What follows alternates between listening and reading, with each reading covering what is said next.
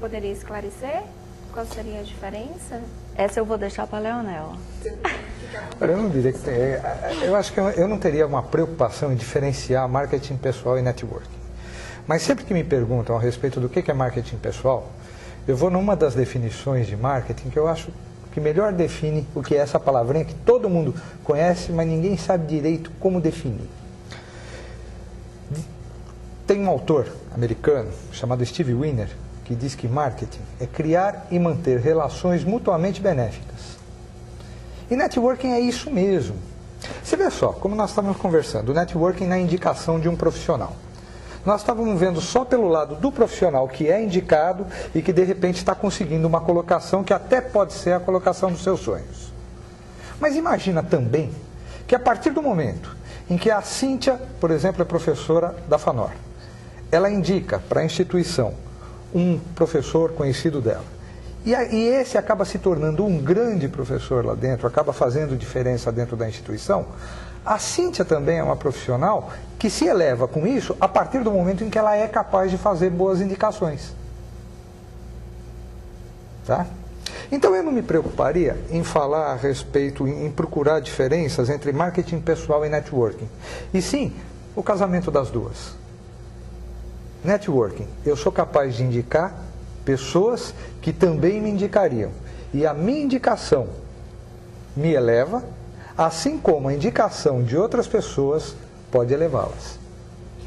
Nesse mesmo aspecto, a gente pode perceber muito nítido que muitas pessoas têm um bom currículo, mas não conseguem manter boas relações, bons contatos profissionais e, portanto, acabam perdendo boas oportunidades de trabalho, não é mesmo? Eu acho que aí está um problema seríssimo. Nós ainda não percebemos, a sociedade de uma maneira geral não percebeu, que hoje em dia não basta ser um bom técnico para ter uma boa colocação. Hoje em dia, não interessa se você é fisioterapeuta, arquiteto, turismólogo, contador, administrador, jornalista público, não interessa qual é a carreira que você resolveu seguir. Você muito provavelmente, 99% de chance, você vai trabalhar dentro de uma organização. E organização nada mais é do que um grupo de pessoas reunidos com um objetivo comum. Se é um grupo de pessoas, ora, esses objetivos vão ficar muito mais fáceis de serem atingidos se essas pessoas estiverem harmonicamente arranjadas. Concorda? Sim, sem dúvida. Mas eu acredito que como é que a gente pode estabelecer quais seriam os atributos básicos, por exemplo, professor, para uma pessoa que trabalha hoje em uma organização, ela tem o seu posto de trabalho, mas ela almeja subir de cargo, por exemplo. Tá. Quais seriam os critérios básicos que eu deveria adotar para que eu pudesse subir de cargo dentro da minha empresa? Eu diria para você que hoje 3 níveis de competência são fundamentais para o desenvolvimento de qualquer carreira profissional. Você primeiro precisa ter competências técnicas. Ou seja, se você é contratado como um contador, você tem que conhecer contabilidade e muito bem. Segundo, para crescer, para sair do nível básico e chegar no nível intermediário, você tem que ter muito bem desenvolvida as tuas competências humanas, ou seja, aquelas decorrentes, aquelas que vão te levar a ter um bom relacionamento com o teu grupo. Só completando aquilo que eu estava falando anteriormente, a harmonia se dá através da capacidade de convivência das pessoas. Então aí entram as competências humanas. E finalmente, existe um grupo de competências, que são aquelas competências conceituais, que eu poderia traduzir para você como a capacidade de criar modelos, a capacidade de gerar conhecimento. Isso é o que vem fazer a diferença e é mais cobrado quanto mais alto o nível hierárquico que a gente esteja conversando. É exatamente aí onde entra a questão dos relacionamentos interpessoais, não é mesmo? Porque esse aspecto da comunicação que vem de cima para baixo, às vezes acontece também da comunicação dentro da empresa ser aquela comunicação horizontal, né? Também existe um relacionamento interpessoal mesmo ali entre os colaboradores, entre os funcionários, e isso de certa forma acaba afetando no desempenho final da empresa, não é? Então, como um profissional do recursos humanos, por exemplo, ele pode interferir nesse âmbito aí de relacionamentos interpessoais através de treinamentos, talvez, não sei?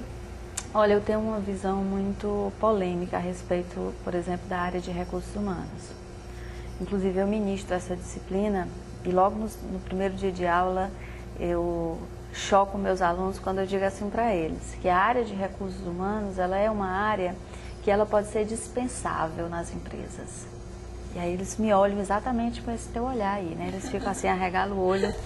Mas o que eu quero dizer? Eu quero dizer o seguinte, de que adianta você ter uma área de recursos humanos extremamente estruturada, organizada, hoje não se chama mais nem esse nome, né? Área de desenvolvimento humano, área de talentos humanos.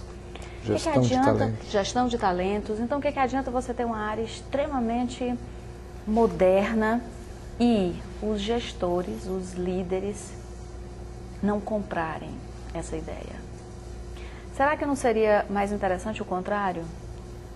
De repente você não ter uma área de recursos humanos, uma área de desenvolvimento de pessoas e os próprios gestores, os próprios líderes se encarregarem dessa tarefa? Ou seja, o que eu estou querendo dizer? Tem que haver uma sintonia entre a área de recursos humanos e as principais lideranças das empresas.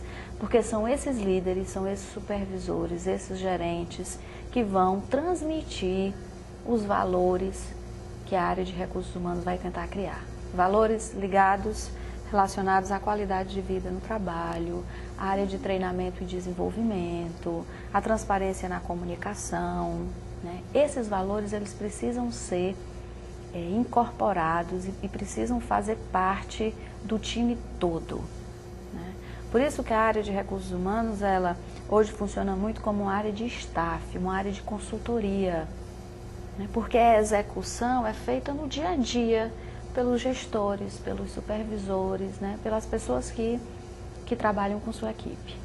Como é que o senhor vê essa questão, professor Leonel? Olha, cada dia eu compartilho com a ideia da Cíntia de que as principais atribuições que hoje se colocam em recursos humanos, que tradicionalmente se colocou a vida inteira em cima de recursos humanos, têm que ser partilhadas por todos aqueles que trabalham dentro da organização. Tá? Principalmente no que diz respeito a desenvolvimento profissional, no que diz respeito à comunicação, no que diz respeito aos próprios critérios de treinamento, de mapeamento de competências. Tá? Hoje se usa muito esse termo de mapeamento de competências.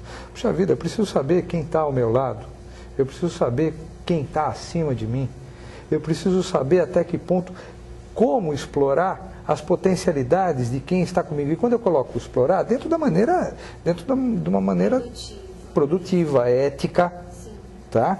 No sentido de alcançar um objetivo para a organização. Tá? Isso eu acho que é fundamental.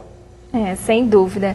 Essa problemática da falta de comunicação, digamos assim, ela pode gerar alguns conflitos, né? Especialmente quando parte da gestão da organização mesmo, né? Aí vem a história do boato. Que tipo de conflitos, em geral? O senhor, que é um administrador de empresas, por exemplo, talvez pudesse nos esclarecer bem essa questão. Olha, de repente, informações, ou seja, uma cultura de lidar com a informação complicada, pode comprometer até a própria sobrevivência da empresa. Às vezes você tem uma boa notícia a ser dada, e essa boa notícia, justamente por ser dada de maneira equivocada, por não percorrer os canais adequados para ela pode chegar completamente distorcida e perder o seu efeito positivo dentro da organização. Tá? Eu já cansei de ver isso na minha vida prática. Então, eu diria para você que é responsabilidade de todo mundo que está lá dentro saber selecionar um pouco o tipo de informação que lhe chega e que, muito provavelmente, vai ter que ser passada adiante. É uma responsabilidade de todo profissional bem formado. Muito bem. Bom, nós vamos para um rápido intervalo agora, voltamos já.